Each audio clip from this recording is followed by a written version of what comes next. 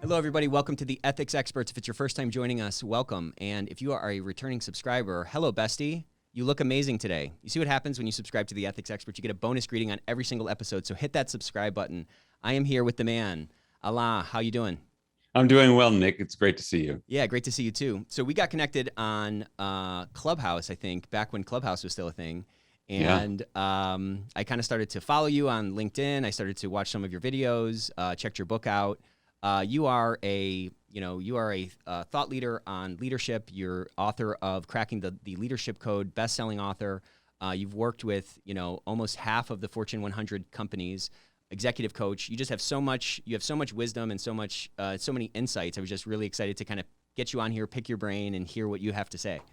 Yeah, I'm thrilled to be here and hopefully to bring value to everyone who's tuned in. So thank you. Yeah. So why don't we just dive right into this? Sure.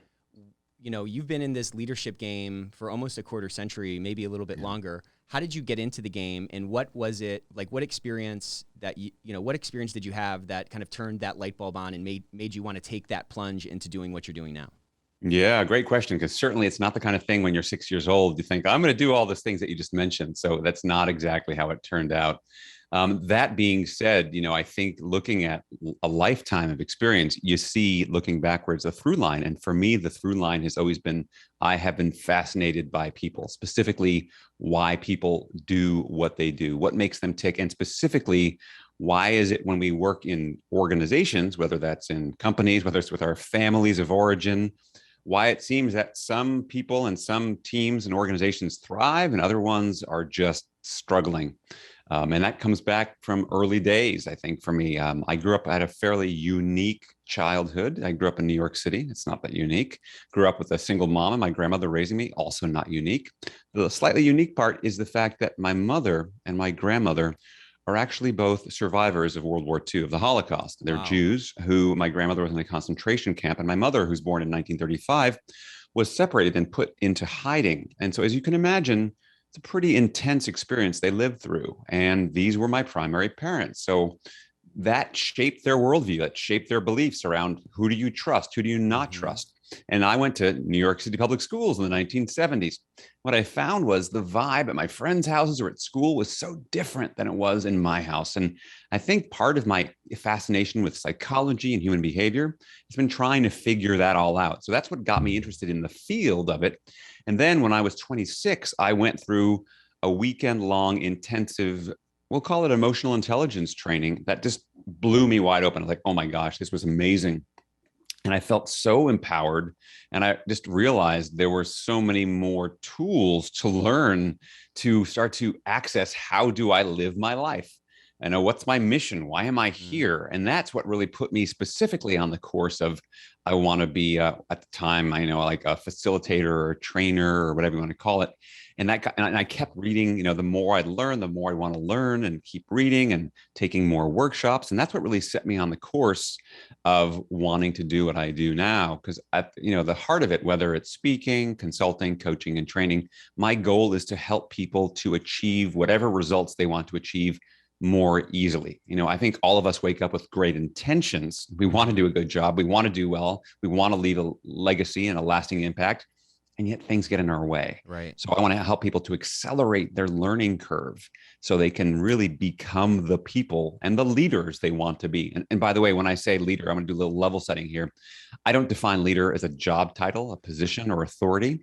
I think that anytime any of us are trying to get anything done with anybody else, or even just ourselves for that matter, that takes leadership. So if you Yeah. think about that definition, we're all leading every day. So Hmm. that's the kind of the long roundabout story of how I got to be where I am. So that's an interesting definition. We have a similar definition where we say a leader is just somebody who's willing to be an example to somebody else and willing to do the right thing. And I almost like yours a little bit better because it's almost more inclusive and it helps to really extend that frame to everybody. And then it makes what you're talking about a lot more germane to each person's life, a lot more relevant to the work that they're trying to get done. How did you develop that definition along the Okay. way? Yeah, so it's been interesting. It's numerous iterations. So I was really inspired by Jim Kouzes and Barry Posner, who are the authors of The Leadership Challenge, which is, I think, if you haven't read it, it's a Hmm. wonderful book. It's kind of a classic in the field because they're the ones who really demystified and democratized leadership. They took it off of the pedestal of the special person, or at the time they called it the great man theory of leadership. And they had these wonderful examples of the fact that people are leading at all levels in all organizations Right. every day. And they have a definition, what they call it leadership is the art of mobilizing people to want to aspire towards a shared purpose, which I love, by the way, but it's Yeah. also very, very lofty.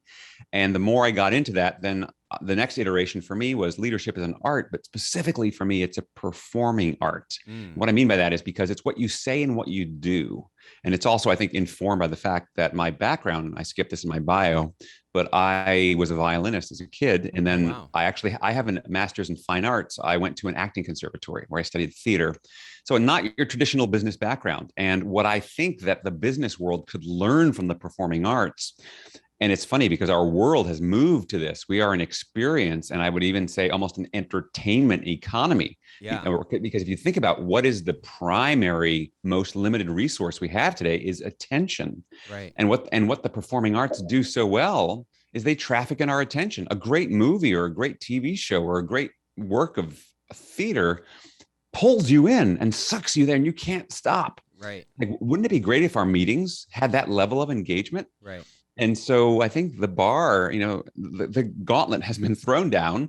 And now it's okay. So what do we need to do? And what's happening in the world? Because particularly with technology, we want to be engaged all the time. So I have teenage kids now, right? And I just think about when I was a kid, I got used to being bored. There were 3 channels on the TV, and that was pretty much it. And the kids are infinite. They can always find Right. another web page, something, TikTok, whatever it might be.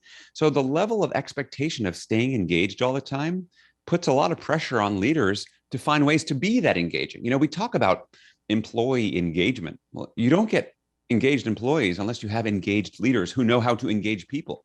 So anyway, that's how the definition came to be. And then the final iteration ended up becoming the fact that, yeah, it's about leading is about really any time you want to get anything done. And that, again, hugely broad, very inclusive. That takes leadership. And specifically for me, the skills you need to have. There's 3 meta skills that you need in order to influence to get things done. First one is around connection, because at its core, this leadership definition is a relationship between the person who would choose to lead and the person who chooses willingly to follow. So you've got connection. The next one's around communication. How are we aligned to create common understanding? Because that is so key, because it becomes the platform for us to take all future action. If we don't have Right. common understanding, we're going off in different directions.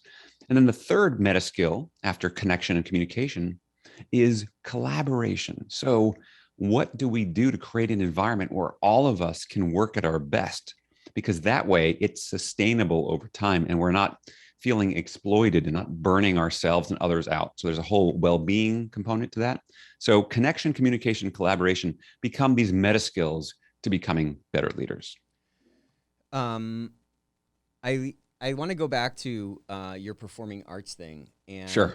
and I always find that there's like such magic when you get this sort of sweet and salty mix, or someone who comes from this other area and has these different perspectives. You can bring so many new insights into a new realm that's has kind of grown kind of stale.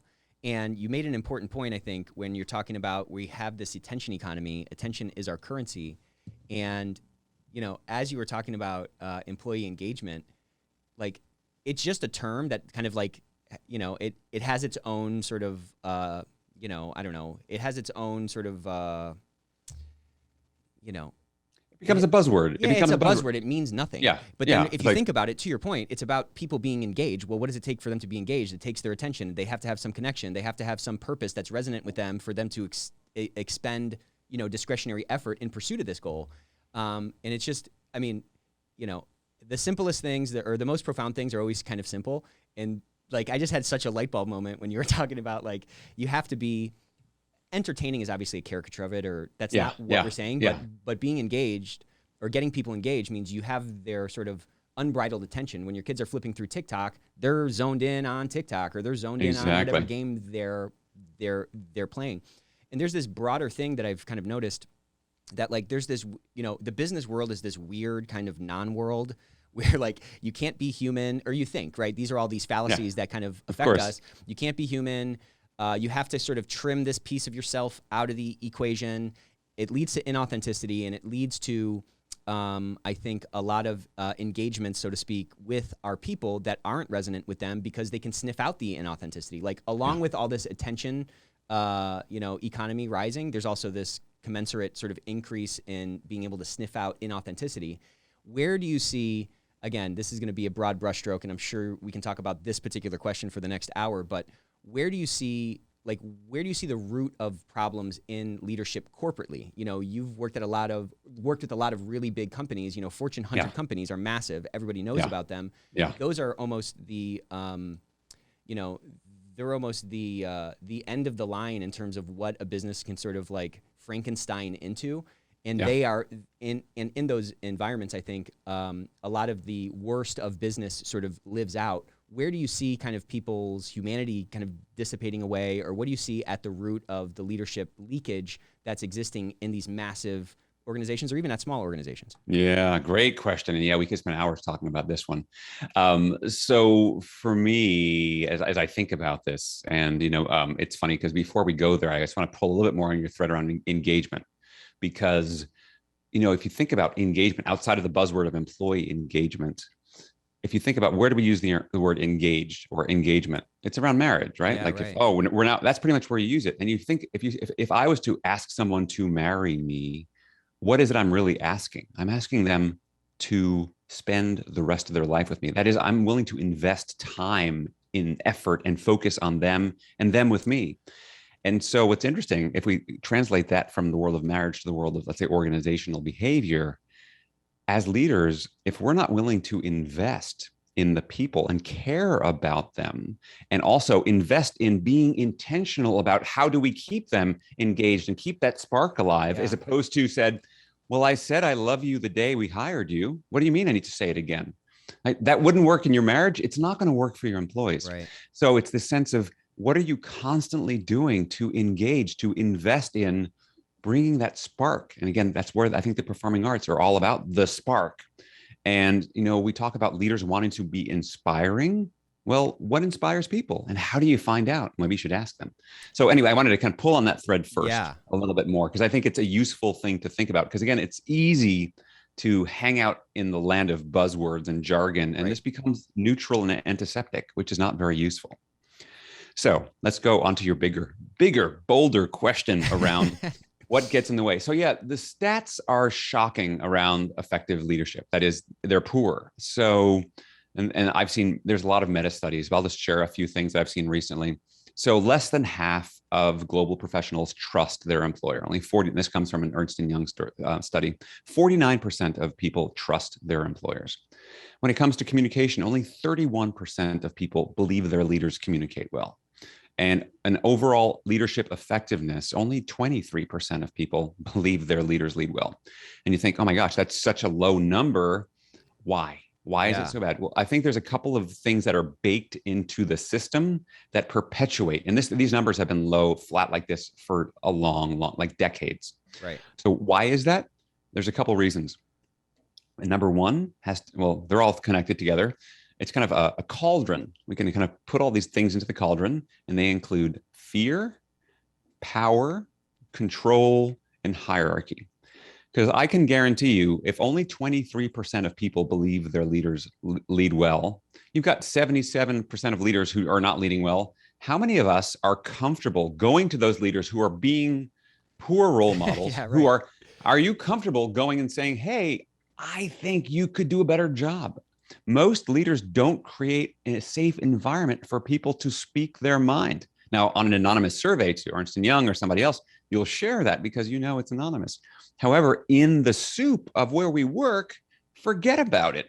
And so what ends up happening is you have leaders who have the power, and frankly, what is in their interest to basically reduce their own status, right? Because you think about hierarchy and power, you have to be willing to go lower status to say, hey, I know I'm the leader, but we're all equal here. Now, what's fascinating is our world, because of technology, because of transparency, because of changing expectations and human conditions, we're expecting a flatter world.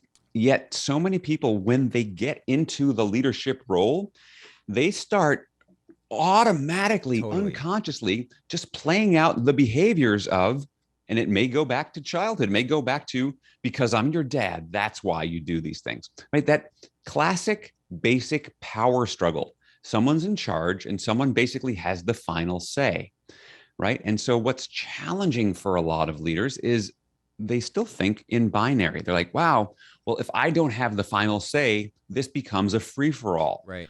Or this means that everybody, we're never going to get anything done.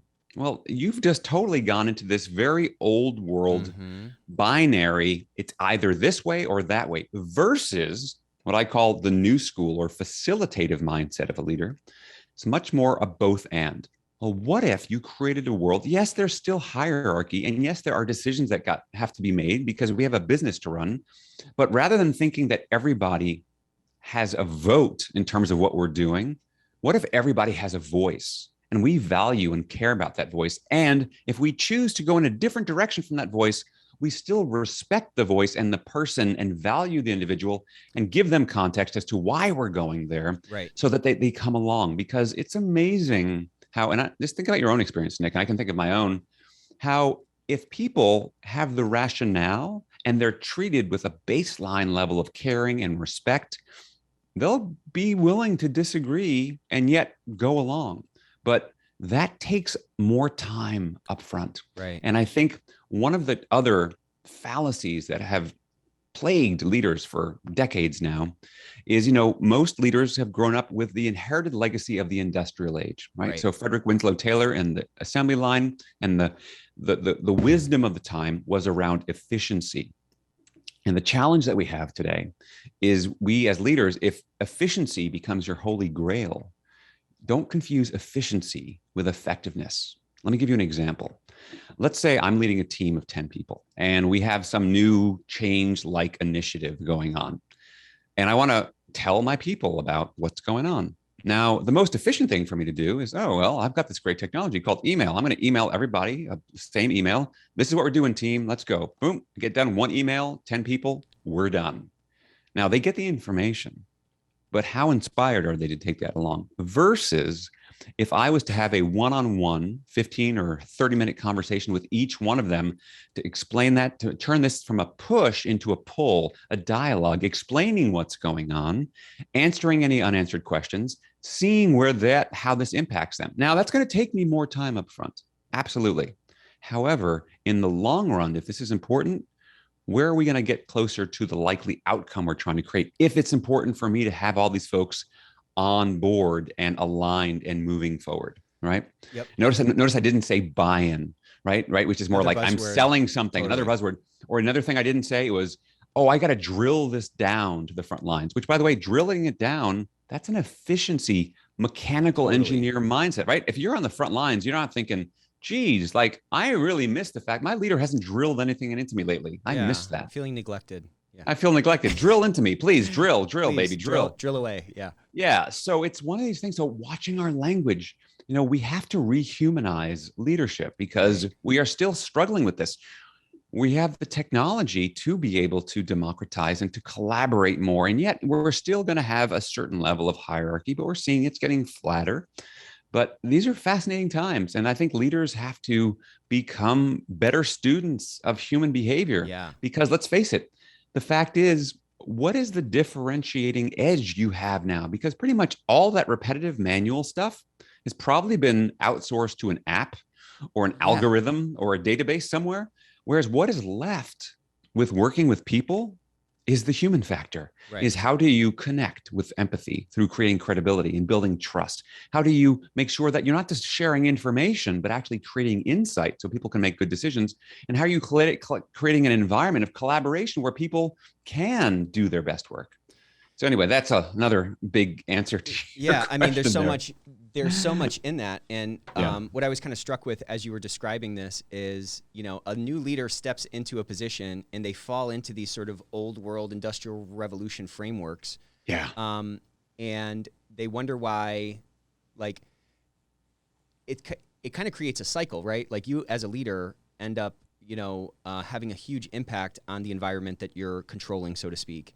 And at the root of someone not creating a facilitative or like collaborative environment, or at the root of someone not willing to like level set and just talk across the table, irrespective of like rank, so to speak, and just talking like humans, it seems like there's some kind of fear in that exact thing, right? Fear that everything's going to go wrong, fear that I'm going to be undermined, fear that I'm going to get in trouble and I'm not worthy for this position. Like there's some kind of a fear root in there.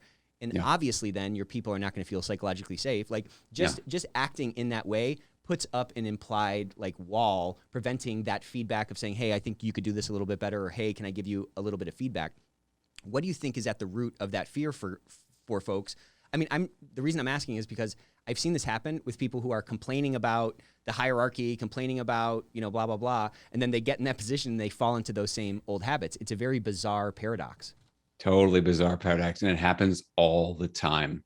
I think what is at the root of this is the fact that most people who wind up in a leadership role got there because they were excellent doers. Yeah. Okay. Right. So we think, and so you did so well that you got seen for doing, and somebody said, you're a great doer. Let's make you the manager of this whole team of doers. And guess what?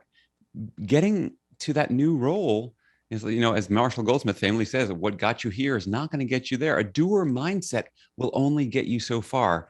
And I think when you are the doer, you have total agency and control over your doing. When you are no longer doing, but you are now leading people, you have to let go of that kind of doer control. And that is terrifying for people because that has been your strength. That has been your go-to. And so recognizing like you can be like the most awesome compliance officer and like be able to like look at every little legal in and out and see what's going on. And suddenly you need to either lead a team of people or you have to work with stakeholders in the organization who don't come from that background. It's no longer being about the doer. It's about how are you creating relationships? And as you said here, to that help of creating psychological safety. And so we have to let go of control. Right. And as much as people can understand that intellectually, you have to do your own emotional work to like, what is in my way? What is sabotaging me? Because, you developed certain skills early on to become that high performer. Otherwise, you wouldn't be there. You wouldn't be listening to this podcast right now. And look, how many people in the world are listening to some kind of a self-development, self-improvement podcast right now? It's actually a shockingly small percentage of the population. Right. But you're here, which means you want to get better. And so recognizing it's not getting better in the same way of like, get it, got it, good. This is not another ladder rung to grab onto and control and figure that you can't game this. Right. You have to hold up the mirror and do your own work around, wow, what is getting in my way of control? And how do I start to interrupt those neural pathways and find different pathways? And that is the journey of leadership development, which, by the way, is also the journey of personal development. Yeah, it's that's an interesting overlap there. And as you were describing that, I was just kind of struck with this picture of when you're a doer, you don't have to like sell your hands on doing what you want done. They just do it.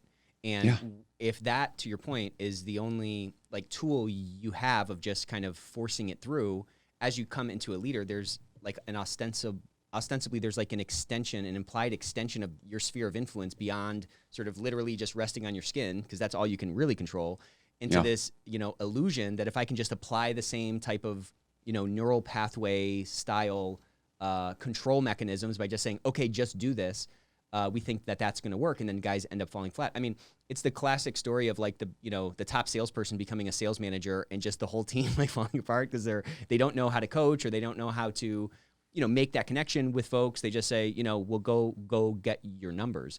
It's a pretty interesting thing. And I'd love to kind of circle back to the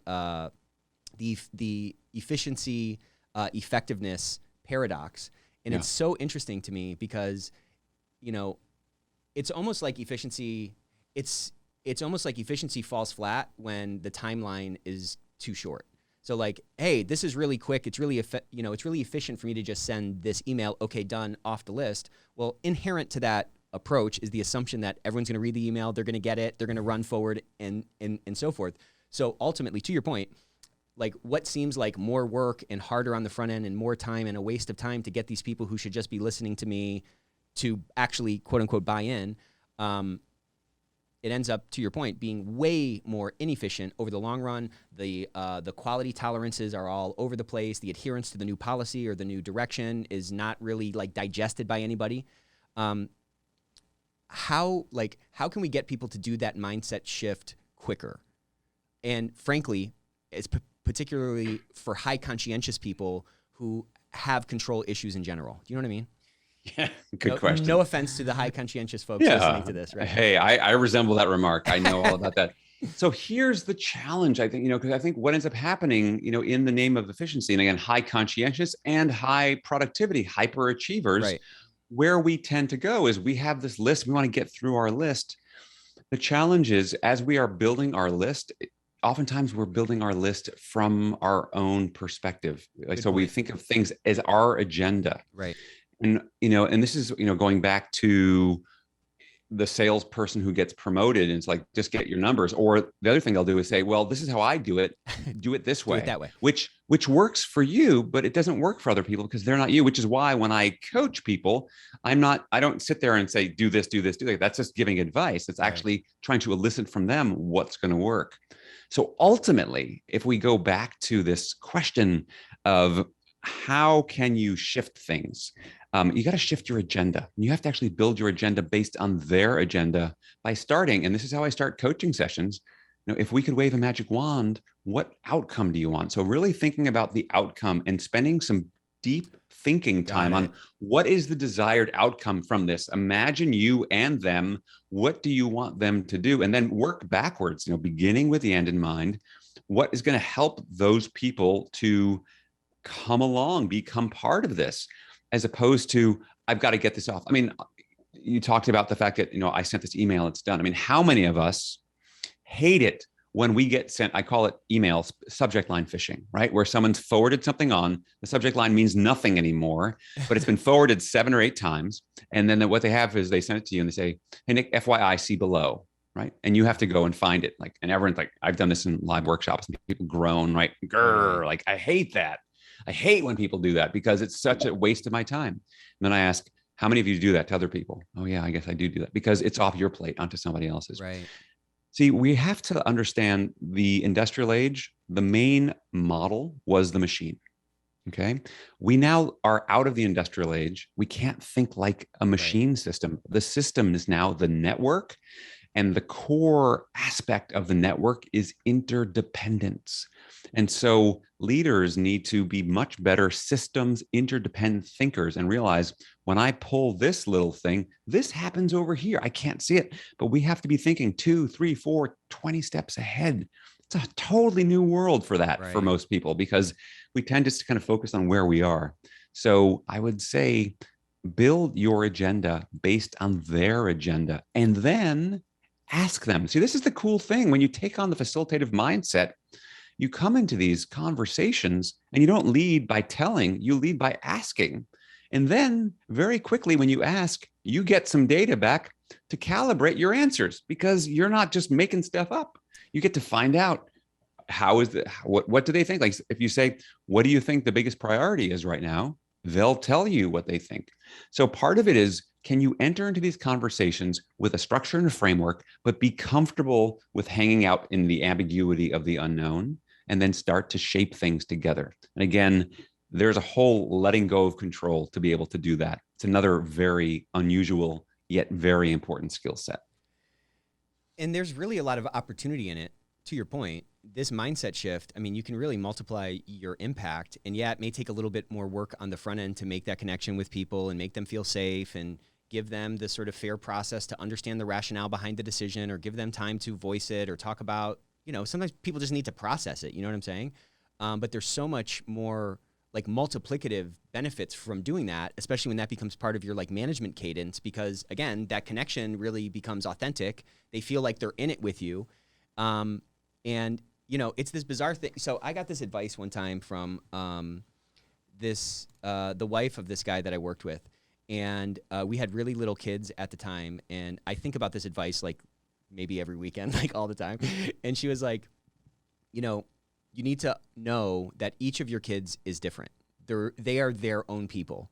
And I really feel convicted by that advice when I am being that like super authoritarian. Well, just do it, and it's like, well, they're not me. They're not like me. They're not like just quote unquote, children, like automatons. They're human beings, and they have a different personality, and they have different things they care about, and so forth. We bring, though, that same kind of caricature in terms of our management when we treat people like labor units, or we just think they're all like us. And, if I'm the type of person that when I was in that position, any email I got, I wouldn't mind sorting through those 20 different email chains to pull out that nugget because that's my personality and I don't want to, I want to be on top of my business. Well, you can't just assume that every single person is that way. And so, again, it seems so simple, yet it must be profound because no one's doing it. Just treating people like people, how you would treat a neighbor or how you would treat a cousin or a friend or something else in the context of the four walls of a workspace. It seems like revolutionary, but it's very, very basic and it's very, very human, Totally.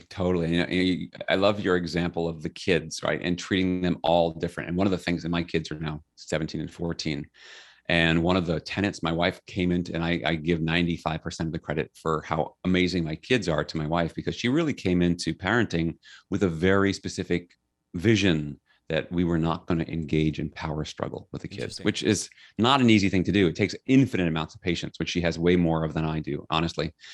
And one of the things that I have learned from the process, though, is that part of that means you don't major on minor stuff. And it's funny because like when my kids see their grandparents, and my dad was married 3 times, so they've got a whole bunch of grandmas at this point. And but what's interesting is how they see like one of the grandmas like will come to my daughter and like be all that kind of, you need to comb your hair, and she gets all like, and my daughter was like 6 and 7, and she's like, what are you doing?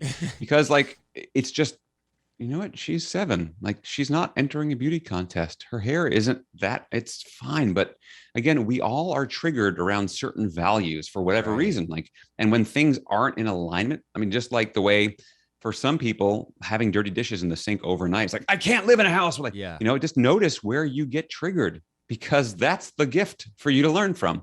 And so as different people, I sometimes joke when I'm working with leaders, I say, wouldn't you love it if everybody on your team thought and acted exactly the way you do? You'd have a bunch of mini me's, which would be good for about 2 seconds. Totally. Until you realize, actually, we need the complementary strengths and the abilities that everyone else has, because the goal is not to be the smartest person in the room. The goal is to be the facilitator who brings out the smartness in everyone else. Right. Yeah. The goal is not to be the smartest person, but to facilitate the smartest collective or something, to unleash that or something. Completely. So I love that. I love that picture about the grandmother freaking out about the hair. But yeah, majoring on the minors is a hard thing because sometimes you don't know. Like materiality is a very interesting concept, and it seems like a harder concept for some. I don't know if it's personality types or backgrounds to get than others. Obviously, it means if $1 million are added up on a register and it's off by a penny, well, that doesn't really matter that much. If $1 million is off by $100,000, then that does matter. To your point, one's a major, one's a minor. But it's so hard, I think, if you don't have that self-awareness or you haven't done that kind of internal work to know which of these things that I get triggered by are super important and like I need to be like, keep that triggering going, and which things do I need to just let evaporate away. If you don't have a good handle on the multi-factor equation that is you and your values and how all those things kind of interplay, then it seems like the easiest thing is to say, well, then everything's super important and everything has to be right. To your point, that leads to this kind of like false cloning actually, of your team and people being some kind of portion of themselves. As you've tried to, you've done this hundreds of times with folks, and it seems like you take them through some kind of a Socratic exploration of what might be holding them back or what reframes they need to, put in place in order to really, translate their personality into a better leader. What kind of resistance do you run into often as someone is shifting from this, just again, caricature, this end of the spectrum, everything matters, everything is critical, to a more balanced, like, okay, these are preferences, these are non-negotiables, and these don't matter? How does that pathway go usually? I love that question. So the pathway, oftentimes, if you think about Elizabeth Kubler-Ross's phases of grief, like and grieving, Yeah. is like the whole like kind of like shock, denial, anger, bargaining, acceptance. There's some of that that goes on, I think, Yeah. in a lot of ways. It kind of starts with the shock and like denial, like this can't be, like and then it's that sort of, and then there's an anger, realizing that, and for me, anger is around there's a boundary and something's been violated. I mean, if you think about just like generally what makes us angry, it's because we have some perception of a boundary that's been crossed, which is why we get upset. So what I find in working with people is one of the things is they need to, first of all, put themselves in an emotional state where they can be receptive. I mean, if you are trying to do all, like if people come to me with coaching for a coaching session and they are just like got to get through this, like it's so clear they are just kind of in their head, Totally. like action, like they need to kind of drop down and like, I'll sit with like folks like, hey, can we just take a couple minutes and do some breathing, some kind of like easy, like simple mindfulness stuff, just to get you to be here. Because most people live most of their lives either in the future or in the past. And if you want to start looking at this stuff internally, you have to slow down and be present. Mm-hmm. So part of it has to do with slowing down. And then the other thing that for me, working with people, it's to make sure they feel, as they're working with me, they have to feel exquisitely psychologically safe. Like I have to create a very safe environment where people, and part of it has to do with me, like I did before. And I said, oh, that sounds like me. Like I'll do that stuff with my clients because I want them to know that I'm not perfect. I'm not here to judge you. I'm here to support you. And this is a journey that we're all on, this journey of becoming not just better leaders, but better humans. And so giving them the space and time to kind of drop into that. And then it's really listening. I listen for both the language, the words they use. So if I hear things like, well, it's always like this, or it's never, okay, so now we are now universalizing, mm-hmm. or this thing's going to happen, it's going to be horrible. Like, oh, you're now catastrophizing. So I'm listening for some of the language, but I'm also reading, again, I trained as an actor. So I'm reading the body, I'm reading the voice. How does it sound? I'm reading their body. Where are they breathing? Like, and I'm picking up all these cues, and I'll just reflect back. It's like, as you say that, or I'll say something of, they might have just said how they're getting all this stuff done. And yeah, I really should change things. But then they put this little smirk on their face. And I'll just say, I just noticed that you smiled when you said that. What's going on? Just to call their attention, because the body doesn't lie. The body has a lot of wisdom. So it's pulling on a lot of different multidisciplined approach to ultimately helping people to, we talk about the importance of looking in the mirror for emotional intelligence. You want a clean mirror. And humans, we are really good at deceiving ourselves. We will tell ourselves what we need and what we want to say. So part of it is creating an environment where they can honestly look in the mirror and not rush to judgment of like, oh, that sucks. Oh, that's ugly. Oh, like, no, like, wow. It's like, you need to take stock. Benjamin Franklin famously had his 13 questions he would ask himself on a daily and weekly basis. Like, do you ask yourself, am I living according to my values? Do you take the time to ask these questions of like, what are my values and how am I living them? And what could I be doing better?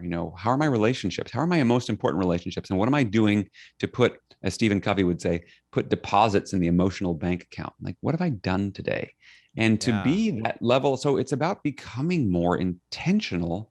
And part of that is becoming more conscientious, which again, for a lot of our listeners today, well, that'll be like falling off a log. You're already conscientious. It's just about moving shifting your frame of where you've been conscientious to these other things that frankly, culturally, and certainly in the business world, we don't talk about a whole lot. Like this is all kind of goes underground, which is why people like me get pulled in to kind of help surface this, because while it's underground, it still has massive impact.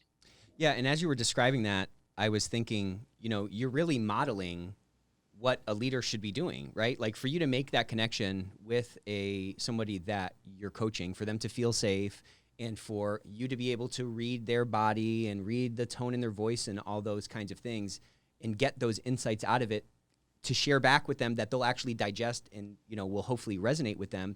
There has to be that level setting. There has to be that sort of in the moment intentionality. So that's probably kind of a nice byproduct for folks to get a model that there's kind of, they're sitting in the passenger seat of this car, so to speak, and seeing how this car can be driven. And it's not really as scary. To your point, it's just shifting our focus from this day-to-day task to this broader thing and seeing what fuel actually drives people. Because the fuel that drives you is your own whatever. It's your own goals. It's your own personality. It's your conscientiousness, whatever those things are. But tuning in, and we obviously know those to a greater degree than we do with any other human being that's in our circle. But just extending out that sphere and trying to understand what kind of fuel does this vehicle need? What kind of fuel does this vehicle need? And not putting diesel in an unleaded car, can have a lot of great impacts on that car going faster. So I love that. I love that picture and that intentionality of it. I want to talk a little bit about. You said leading by asking instead of leading by telling. That to me seems very profound. Again, you got a lot of really nice, profound things that you say. Let's double click on that and dive into that. Why is that so hard for folks? Is it the unknowns that can come out of it, you think? Is it the lack of control they think? You named it. I mean, it's so much of it has to do with the lack. When I lead by telling, I already have my agenda and I'm basically here to push it onto you. I'm treating you like a task getter doner. Yeah. Or in the world of the Industrial Revolution, you are a human resource. You ever wonder where that term came from? Well, yeah, interesting you said that, because I always thought it was like, this is the resources for the human beings of the company. But to your point, this is what controls and dictates the labor units, the automatons that have hands and feet in our organization. It's it's kind of opposite of what I thought, Yeah, no, it is exactly that. So it's you have to not see people as these resources, but see them as human beings. Yeah, that's what gets in the way. I want to touch on something you just pulled out. We were talking about earlier about the process of modeling and coaching. One of the things that's so valuable, and we live, in the United States here, is that we're a very independent, individualistic society. And one of the things that I have found that really helps to accelerate leadership development is it's a team sport. And what I mean by that is seek out and get, whether it's a group or a coach, an individual, is do the work in public in some ways. You can't just you can't just bury yourself in books and think I'm going to do, like, the way you actually see that you're improving in this is by having a place, whether it's a mastermind group or a group coaching or an individual coaching or asking people for feedback. How am I doing? And being able to start having these conversations. And also, it's incredibly normalizing. Suddenly you realize, I'm not the only one who's all screwed up. Like, I thought I was the only one. And it turns out that what you're experiencing is probably really somewhere smack in the bell curve of normal behavior. Totally. Because we all have to deal with it. And so reach out and look for some support around that. I mean, whether that's me or anywhere, one of the things that I've created, and this came out of COVID, I partnered with a tech company where we've basically taken these principles of connection, communication, and collaboration and turned them into a gamified micro lesson 30-day online leadership challenge. Cool. Where people from companies from all around the world are coming together and they practice day to day in 5, 10, 15 minutes, practice the skills of becoming a better connector and communicator and collaborator, and they share with each other. And it's so powerful. So I share that because don't just try to do this in your coat closet. Get out there and find other people to support and to be supported by. And what I also find is that there's this maybe a fear of failure and a fear of like messing something up.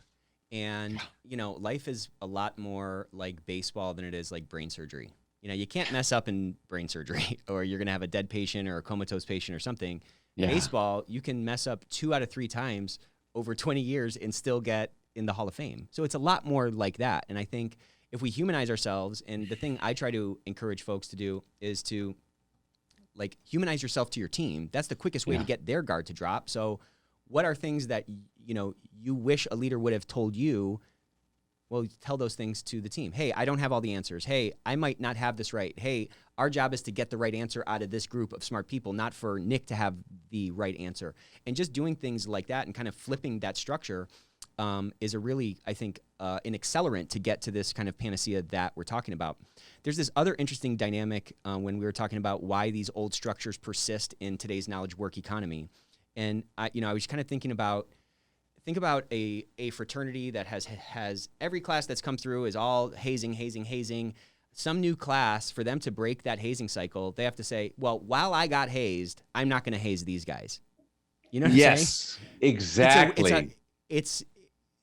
it makes sense why it keeps perpetuating. You know what I mean? Oh, you have touched on such. I was just talking about this with my wife the other day because really what we're looking at, you don't have to call it hazing, but what we can call it is caring and kindness. I mean, Yeah. because the fact is, if you look at the different generations, and we still have a few boomers in the workforce, and then we got Gen X, Gen Y, Gen Z, and beyond now. But basically, if you look particularly for Gen Y and Gen Z, they came in with a whole different value proposition because they were raised by a different set of parents Yep. that basically treated them like human beings much of the way through. So they got to the workforce and they went, I'm not going to play by these old rules. These rules suck. In fact, these rules are so bad. I'll quit. I'll move back in with my parents. And they Yeah. did.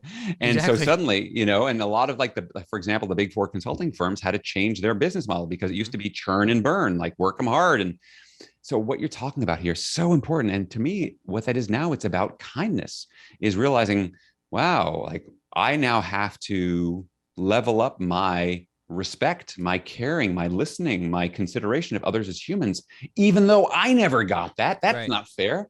Some generation has to be the tipping point and the shift. And I think what an awesome opportunity to be the people who break that chain, right? And maybe that will be, love to think if Gen X ever had a legacy, maybe that's it. How can we be the ones that maybe break them? We were a small generation, but to help to break that chain, because I think we can see both sides, Totally. having kind of, we can see both sides of things and looking at the future going, yeah, you know what, that old school, it's a dinosaur. It's not going to work. It's going to die out. And you know what? Our planet can't afford it on so many different levels Totally. right now. I mean, look at what's going on between race relations and climate change. I mean, we've got some big problems to deal with. And if we're still hanging out in the whole, cauldron of fear, power, and control, Totally. that sucks so much energy. And we've got work to get done. So, And you know what's kind of interesting also, if I do say so myself, like it seems like parents are better at breaking those cycles. Like if a parent was raised in like an abusive household, it's like they swing the other way. I mean, not in all cases. Sometimes those perpetuate, but there's so many cases that I've seen in my life. If somebody raised in an abusive household or raised with an alcoholic and they're teetotalers, or I'm breaking that cycle and I want my kids to feel totally loved, that works in our own family. And I wonder why it's so much harder to I mean, if that's working on the family level, that means that that's something inherent in us that we want to correct that and make a better life for our kids. Why do you think that doesn't translate into the work world where these structures continue? Again, it's 2021. We've been talking about knowledge work economy for freaking 30 years now. Why is that same like thing that's wired in us not manifesting in our workplaces, you think? Yeah, as you say that, what comes to mind is the famous Peter Drucker quote, who said, you put a good person in a bad system and the bad system will win every time. Yeah, okay. And I think what happens if you look at just the family of origin and people breaking that chain in their family, I think people feel like they have more agency. Like, okay, I'm now the dad or the mom. The family's got 2, 3, 4, 5 people. I can, I'm going to focus laser this in. Whereas I think there's so much unconscious systemic stuff going on. I was just talking about this with a colleague the other day. So I'll give you an example. I mean, how many of us recognize that, humans are not designed to sit in chairs, either live in meetings or live on Zoom, hour after hour after hour, without our bodies want to move and get up and, Totally. so from a well-being perspective, right? So we kind of recognize that. Yet how many of us have really said, you know what? I don't do 60-minute meetings. I do 45 or 50-minute meetings because I work better that way. And so does everyone else. And that's going to be the standard. And just for us to go, that's the standard. But somehow I think, this expectation, again, this goes back to you are now, we're kind of in the knowledge work coal mines, is that you will suffer because you're getting paid, and we have to eke out every last minute of this meeting because we're going to somehow get more value. It's again, confusing efficiency with effectiveness, right? Because if you've done the back to back to back to back, I know, for me, by 1 p.m., 2 p.m., I am cooked. Like I can't cope because I've literally, I can barely go to the bathroom between these things sometimes. Right. So it's just thinking through things in a very different way and looking at all these different elements and going, what do we need to kill here? Yeah. One of my colleagues, Lisa Bedell, has written this book called Kill the Company and got this wonderful process called Kill a Stupid Rule. I mean, how many things do we think are rules which in fact are just inherited ways of that's how we used to do things around here. Yeah, And we need right. to stop and question those assumptions and recognize them. I'll give you another example. This has to do kind of in the work-life well-being piece. Obviously with asynchronous work and technology and working from home remotely, is people want to work at different times. And I totally get it. And so having really clear expectations and understandings about, I may be sending emails at 2 a.m. But this is where I end up counseling and coaching leaders because they say, I tell my team, I say, look, if I send you an email at 2 a.m, you don't need to respond to it. And I say, I understand that. You understand that. However, inherent in the system is rank and hierarchy. And if I get an email at 2 a.m. from the boss and I somehow see that, whether I respond to it or not, that is now psychological baggage that I am carrying around with me when I should be recovering and resting and not thinking about you or work at all. Okay. So what you need to do is shift. You can say, change your approach. Like you're the leader. You need to you can set, delay delivery, Yeah, right. schedule this to go out at 9 a.m. at working out or whatever. But that's learning a new button. That's that's exactly, but that's the whole sense of building things out from their agenda Right. and not from your agenda. Your agenda says, oh, it's easy. It's 2 a.m. Send, go. Right. Their agenda is, I just got an email from the boss at 2 a.m. Shit. What am I? Oh, Yeah. you can edit that out. Yeah, exactly. So that's what's going on. So there's a lot in the system that needs to be unpacked and rebuilt. And we have work to do. The good news is, and one of my colleagues, Frederick Laloux, has written a wonderful book called Reinventing Organizations. So it's really hard to do new stuff that you've never seen role modeled. So I love Laloux's book because there are some really cool progressive companies that are doing some really cool progressive stuff. And if you don't have a mindset for it, then you're not going to do it. So start to think about, if you can't come up with your own ideas, then steal other people's great ideas and start implementing them. Totally. Yeah. Steal it all is what I say. And, just to your point, seeing a model of something helps you emulate it. You can copy it, emulate it. And then over time, as you sort of settle into it, you can put your own spin on it and put your own, unique flavor to it. I was struck by something in one of your talks, and it really resonated with me because the way my brother and I, we run this company together. And we have always said, hey, we're going to be a people-first company. We're going to be a culture over everything company. And inherent to that framework is the understanding that while, of course, we're a for-profit business and we want to be a going concern forever and we want to win this infinite game, obviously profitability is a piece of that puzzle. We are not going to myopically focus on dollars. We're going to focus on the inputs because the input, dollars are an outcome. That's an outcome to this complex system. The thing I really have agency over potentially is the inputs. So we're going to focus on those inputs, and the theory being if we plant good, seeds, we're going to have a good harvest. I can't control the weather, but I can control that we're putting the right seeds in the, well-tilled soil, whatever we want to say. Yeah. I see the same kind of what I would call kind of this dollar myopia applied. That is in most organizations from a corporate perspective, but it also kind of fractalizes out into like teams driving metrics. So talk to us a little bit about that framework and like where the shift can move toward so those outcomes are a little bit more effectively had while controlling, so to speak, influencing things that are actually within your control. Yeah. Oh, great question. So you just touched a great word. We came back to it again, which is control. If you think about so many people who have been educated to become business people, they are really comfortable and fluent in the language of numbers, right? And so the number becomes the great pedestal that we put everything to, and like revenue and earnings per share, and becomes all of this. And as you've already mentioned, Nick, these are just lagging indicators of inputs that ultimately are behaviors of people. And so my challenge to all of us is to think, what are we prioritizing in terms of our conversations? Because people are really comfortable with numbers because numbers are always the same. Like if I talk to you today, 7 is always 1 more than 6, 1 less than 8. Tomorrow it'll be the same. And we get very comfortable with that. And we feel like I've got some control and power over this. Yeah. All right. And so if you think about your typical business meeting, all right. So yeah, let's say it's a monthly update of any department, function, company-wide, doesn't matter. generally, where do we spend our time? What we tend to do is let's do a status review. How are we doing on the numbers, right? We start with the numbers. And then after we get into the numbers, if we get through all that, sometimes that takes up the entire meeting. Right. We're back and forth about like, why is earnings per share down 2%? Why are, whatever, loss prevention is up, whatever, right? So we've got numbers in whatever category. Spends the whole meeting. Then we might get into what are our key initiatives, our projects, right? And then if there's any time left, maybe we'll focus on the people. What's going on with the people? What's in the culture? Which we might get to, but we'll probably just like send that off to HR and maybe they'll have them do something, right? So we've kind of basically, again, not just what gets measured gets managed, but where we spend our attention is what creates our culture. Right. So we created a culture that is really focused on metrics, numbers, measurement. And again, that may motivate the heck out of you, but is that motivating everybody else? I worked for a company for a while, privately held company, and the CEO literally said this. He said, I need you all to earn more profit because I want to retire in a couple of years. By all means, let me roll my sleeves up. Now I'm really motivated. Thank you for inspiring me. Talk about building the agenda from your perspective, Totally. right? Wow, like that was a literal thing that came out of his mouth. And he wasn't amazing. Kidding.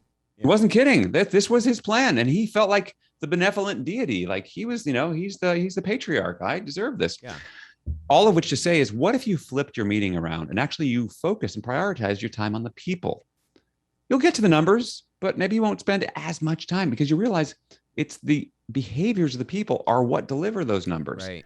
So it's the willingness to do that. And if you want to read more about this, someone who's done a great job with this is Hubert Joly, who was the CEO of Best Buy. And he's just published a book this past year called The Heart of Business, where he talks about how he turned around Best Buy. And he's actually used that exact model as he's moved through things. So this can be done. So yeah, we have to understand there. And I love the fact that you're looking at this beyond, how can I maximize every last dollar and do this? Because is that the point? Because I used the term the infinite game, again, Simon Sinek's great book that he based those principles on. One thing to consider, and this is the problem when we have a strictly numbers mindset, it also plays into the psychological belief that when I achieve this thing, then I'll be happy. And let me ask everyone who's listening right now, think about when you've kind of had that mindset, because I know I've had it. It's like, as soon as my book is published, then I'll have succeeded. Well, as soon as the book is published, I kind of celebrate for a day or maybe an hour. And then it's like back to my old, same old. Now it's like, what's next? And so if we stop making achievement of this last result, the end goal in and of itself, and thinking if I do this, then I'll be happy, and flip it and start going, how do I fall in love with the process? How do I create a sustainable environment where I love the people that I work with so much that I can't imagine anything else I'd rather be doing? And you know what? We do good work and we earn some return and we invest this in whatever we invest it, but we're enjoying this along the way. Because I have worked with lots of people, and I have coached people who have 7, 8, probably 9 figures after their names. And I've met some miserable people. Totally. I met some happy ones too, but I've met some really, it's not going to make you happy. And that is the myth. And that is the myth that the American consumer culture is selling, because a lot of marketing and advertising is like, you are unhappy now, but if you buy our thing, our product or service, then you'll be happy. Well, even you buy a new car, set point, you buy your new BMW, whatever it is, doesn't matter. Your car of choice, your set point goes back, and then you need the next thing to fill the hole. And again, I've worked, I've met so many people who got into coaching and this kind of field in their late 30s, early 40s, mid 40s, early 50s. And they say like, I was doing all this thing. I was climbing and I realized that I wasn't there. And I call it the hole in the soul. Right. That's what I've come to call it. Yeah, it's the hole in the soul. Right. Is that you realize you can't fill that hole up with more stuff. Right. And a bigger promotion and a bigger paycheck isn't going to do it. And the world will tell you it will. I mean, the marketing world will tell you all like, do this, come here, fly here, spend your vacation here. You've got to rethink these things. And these are harder, deeper questions, because that means you have to ask yourself, what do I value? What is really the most valuable to me? And again, I love the fact that you've got so many Gen Y, Gen Z people who are questioning these things, because I think it's becoming more of a mainstream cultural question at large, where asking the question doesn't feel quite as scary. But I think it's an important question for any of us as leaders to ask. Yeah. My gosh, there's another book in just that last answer that you just gave. This language of business, this like the language that we're all like soaking in is such an outcome focused world. Like it's such an outcome, you know, in sales, we call it commission breath. Hey, buy this thing. You know what I'm saying? Like you can smell the desperation on me. You can smell that I'm so outcome focused. And there's just, to your point, there's so much magic in like letting go a little bit and being, you know, and divorcing ourselves from that outcome for the simple fact, again, just to kind of bring it full circle. It's never going to fill up the soul. Everything is anticlimactic. You publish the book. Okay, great. Now what? You know, you get the promotion. Okay, there's a whole new set of things. You're embarking on the next leg of the journey. So the magic, you know, it is kind of journey over destination. It is kind of, those outcomes aren't going to fill anything up in you. And again, that's very freeing to engage in this more, human-based, human-first approach to our organizations. This thing is going to break in a good way. These structures are going to break, I think, in our lifetimes, and it's either going to break from people at the top who are maybe baby boomers or maybe Gen Xers who are still kind of, you know, living in those vestigial structures. It's going to take their light bulbs turning on at the top, or to your point, it's going to take just the time for these other generations who have a different hierarchy of values to just ascend to those positions of power. Either way, it's going to break soon, and I think there's just a big opportunity for folks to break it before their competitors do, or break it before their counterparts in the market do, because to your point, so much can be unleashed by just recognizing that I can control, you know, I can influence the inputs, I can't control the outcome. So, and also it's a way more fun way to work. It's way more enjoyable to actually value the people that you work with and value their, you know, create an environment where their unique God-given gifts can be brought to light in pursuit of this mission, because none of us have all the answers. So listen, I've had a great time on this. This was everything I hoped for and more. Where can people find you? Where can they learn more about you? Where can they find your book? Yeah, easiest place to go is all things Alain Hunkins is at alainhunkins.com. I'll spell that out for you. It's www.alainhunkins. All the various services that I offer. You can actually download the first chapter of my book, Cracking the Leadership Code, right there. You can buy the book from Amazon, etc. places. There's links to all that. You can also learn about the 30-day leadership challenge that I mentioned along the way. And if you have other questions, you can reach out. There's a contact form if you're interested in any ways that I can be of service, because what really lights me up is helping people to kindle the fire of their own brilliance. Well, check him out. Check out the book, Cracking the Leadership Code. And until next time.